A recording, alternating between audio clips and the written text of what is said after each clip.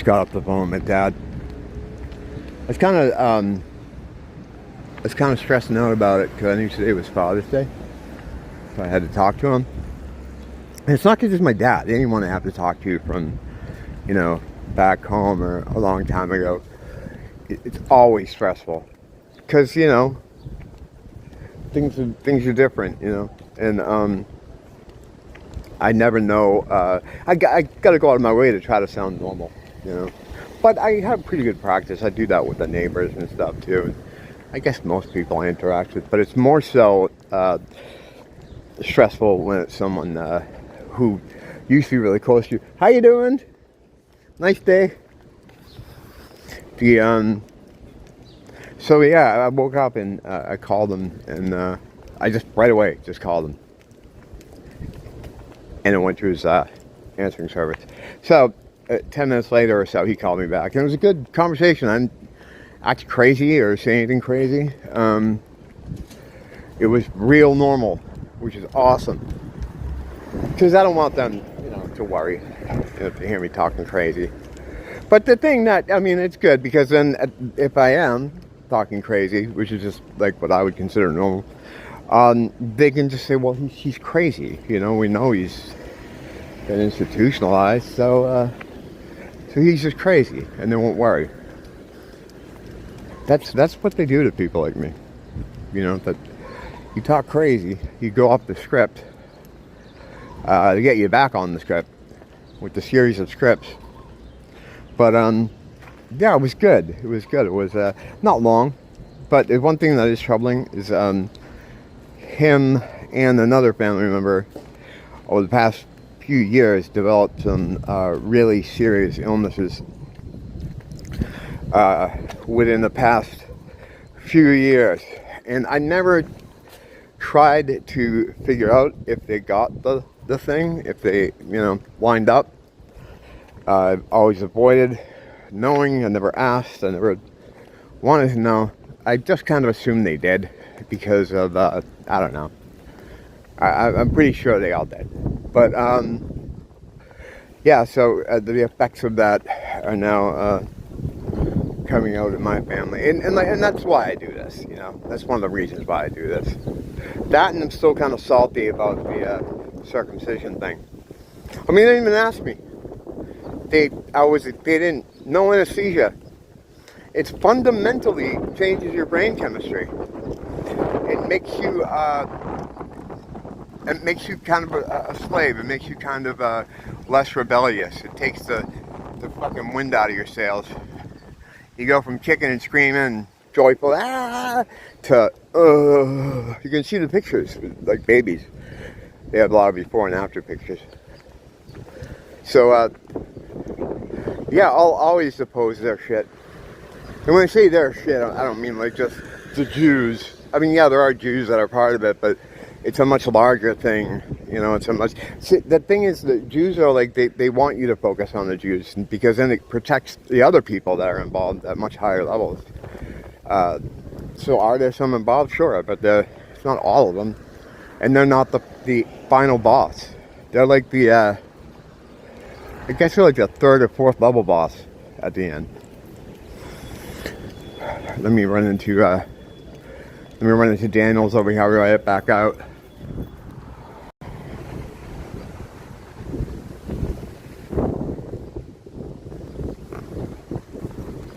There's an easier way of doing that, I bet. But if I turn the camera on and start filming, I gotta position it so that I'm filming what's in front of me. That's a me problem, though. Yeah, I noticed in modern times, man, the proliferation of the broken up family makes it so that there's a lot of young guys out there, a lot of even fucking middle-aged guys that don't have dads, or had a contentious relationship with their father. And for those people, the Trump spell hit them really hard. The Trump spell, I've explained what it was before, what I think it was. Because this is all spellcraft, black magic. And I know people say, there's no such thing as black magic. The enlightened man is beyond good and evil. Now, I don't No. I know what evil is. I know when I look at evil. They just want to be able to bugger children and not feel bad about it. That's why they do that. Enlightened man is, good and evil. Maybe, I guess I'm not enlightened. But anyway, yeah, because a lot of guys, like, have that dad resentment, or they have no father in their lives. I see that in YouTube creators, a lot of these younger YouTube guys, like the behavior they exhibit. You just know they don't have a father, And there's something about it, and it doesn't even equate to the time you spend. I think it's just like with your dad, but it's the formative years. Picking up on cues, like my dad was always very chivalrous, I guess, and polite. He treated people good in his business and his life. He got screwed for it a lot. But we didn't spend a lot of time together. Like, every once in a while we'd do something, like we'd go to a ball game together or something. And if anything, it was just like the whole time I'm like, I want to go home. I want to go back to do my own thing. I was very much a lone wolf. And he was a businessman, right? So he's always busy doing his thing. So I think we would do father-son stuff just kind of out of obligation. We liked each other, of course. I got along good with him. I never had a problem with my dad. I never felt like he was super good to me. All us kids, he treated us really good. He worked really hard to give us a really good life that he didn't have. He came up with 8 brothers and sisters. There's supposed to be 12, but 4 of them died. Irish family. They used to pump out the kids. And very poor, very poor. Didn't have a lot. So when he became successful, in his 30s, actually maybe late 20s even, he did pretty good. He's a smart guy. He did stints at MIT. He did a stint at, what's the other Hopi college? He did architectural engineering, civil engineering, planning, things like that. He was a smart guy. But he was busy, because he owned his own company, and and that's why when I say I worked as a civil engineer for 30 plus years, I wasn't a civil engineer because I didn't have the accreditation. I went to school for it. My dad just owned the company and I picked up on it. So that's why I say I worked as a civil engineer, not I was a civil engineer. I could do a lot of shit. Like I've done drafting and field work and all the different things. Research is a huge part of that job, which is, a good skill to have in this kind of age. Even though the internet didn't exist when I started doing it, it gives you the mindset, on what to look for. Research, when I was doing it, the job meant going to a town hall and going into the basement and into these dusty old vaults, literal vaults. Some of them had these really big doors. I don't know why. I think maybe it's because of the paperwork they had in there. They had some really rare stuff. I mean, no one would go look at this stuff except us, because a lot of times what would happen is, as in engineering work, sometimes you're putting in a new building, or you're trying to establish the property lines of a building or a house. We had all kinds of different jobs, big jobs, small jobs, and you had to go into and dig out information about the area, like who owned what, how far back, how many times they changed hands, all this other kind of shit. And the most advanced thing you had at that time was something called microfiche, which was like these little cells that you get, like a film cell, and they had like newspapers and stuff photocopied on it in old documents, and you'd see this little machine. It was like a thing in fucking Blade Runner. It was like that, That was the most. That was the technology you had at the time. So it taught you how to find stuff and how to look for stuff. And, a lot of it applies now. Like I would tell people, I don't like people doxing people, but if you're trying to find information about something or someone, maybe someone that died in the past, Registry of Deeds is a good place. You can find out if their family ever owned any land, what the land was, where the houses were, where it changed hands. There's a lot of information there you can get that is still applicable. But, so he had that business. And he, you know, he would do stuff with us. He took good care of us. Like I'd say every other year, we were off to Disney. We had a timeshare condo there. And in the summers, we would stay at the beach house. We had a beach house that we would rent every year, the same one with the same family. And we'd move up there when school got out, and we'd move home when school got back in. So a lot of my formative years and situations took place on the beach, the Atlantic Ocean side. This is in a place called Salisbury, Massachusetts. Was for balls, because they had within walking distance of the house, like 5 minutes away, was something we'd call the center, because I think the name was the center of Salisbury, and it was like a traveling carnival that just stood still. It was there all year round. They close it in the winter. They had like roller coasters, rides, tons of arcades with all the newest games. But my favorite things about it was to have these things that we called rock shops. I don't know if they were really called. These had their different name. You know, some of the stores would be named after a Led Zeppelin quote or a song or something. And in these stores, they would sell records and stuff and music, but they would also sell all kinds of paraphernalia, like the t-shirts and the pins. And, you know, I used to get money and go down there and spend almost every cent in those places. Come home with the nice framed Black Sabbath picture from a 1970s photo section in like a nice granny frame, hanging up on my wall. Retarded. But yeah, like, remember the big thing one year was painter's caps, and my sister got a Too Fast for Love painter's cap, white painter's cap. That was fucking awesome back then. And they had like, you know, I don't have to go into it, you understand. It's so weird because like that was in the 80s. Now people, I'm not even sure people know what rock music is. You know, I mean, I know what it is, but it's strange like to live in a world that is so divorced from it, and has been for a while. Like, it hasn't been the dominant musical force for a long time, you know, for years now. So I don't know, it's kind of weird, you know. It seems like sometimes if you don't pay attention to things, aspects of the world kind of move on without you. And that's fine, but at the time, it was the biggest shit going. So these stores, there were a lot of them. They were like ABC stores here in Hawaii. These rock shops were like that. They popped up every corner. Yeah, so he took care of us, you know. He gave us a lot of good stuff. He, you know, spoilt us, or at least me, to some extent. I was the only son. What a disappointment that must have been. But yeah, yeah, he was cool, so I didn't have a problem with him, and I still don't have a problem with him. I can call him up and we can talk and shit. We never had like a big falling out, you know, why, you know.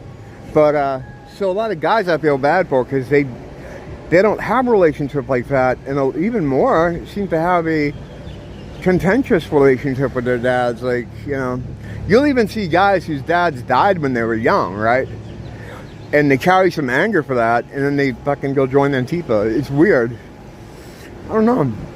I don't know, but a male presence is very important, because, damn, is it affecting people. Like, modern guys today are awful. Like, I was taking notice, like, walking around here. I would be an amazing racial anthropologist if people were allowed to discuss things like that. But I noticed a lot of young women are with black guys. Like, that's all you see, black guys and young white women. And it's like, well, I get it, because they've turned white men into these really creepy, like, beta-orbiting weirdos who talk about feminism, and they get the soy beard going, and, you know, it's just, I mean, I get it why that's not attractive. Women want someone that is, can protect them on a sort of base level. You know, they want someone with masculinity who might smack a bitch, you know? That's where the Irish and the blacks have a connection there. The Africans and Irish are only a couple steps away. We have a lot in common. Unfortunately, that's one of the things. You know, we're known to get a little heavy-handed. You know, some do. I'm not. You know, whatever. I'm just trying to say it. But I mean, they call us the ends of Europe, or potato ends. You know.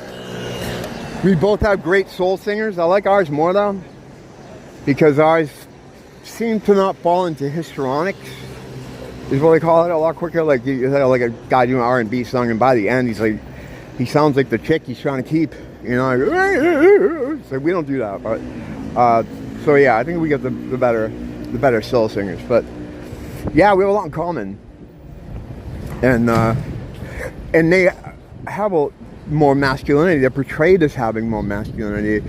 The culture is always pushing, even if it's just in something simple like a commercial, that there's the dorky white guy and then there's a black guy that's going to show up and actually get stuff done. And even if they're not catching that in their front brain, their subconscious picks up on that stuff. You know, your subconscious will fuck you over. Mine does all the time, you know? No, fuck you. No, fuck you.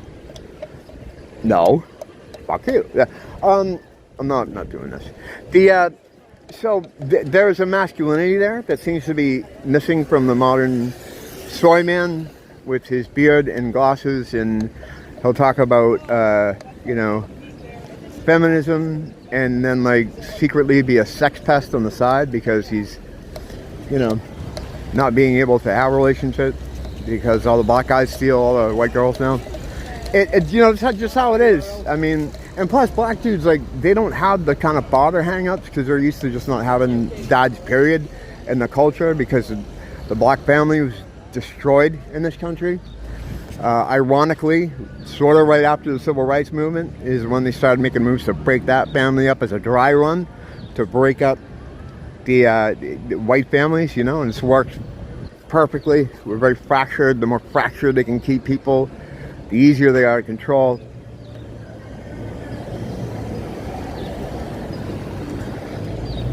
I'm almost a crazy guy rambling about the government on the corner. Let me get up to the corner, then don't be crazy guy rambling about the government on the corner. It's a nice day up here. It is hot though. It is hot. Sunday. I might have to get out of the direct sunlight here. Actually, I'm gonna throw this drink away. Luckily, we always have the trade winds. Those make life easier.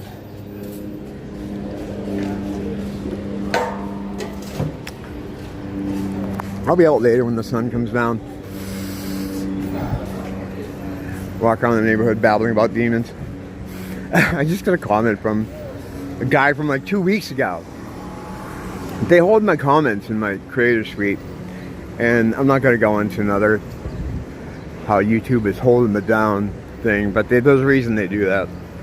They don't give you your comments till a long time later.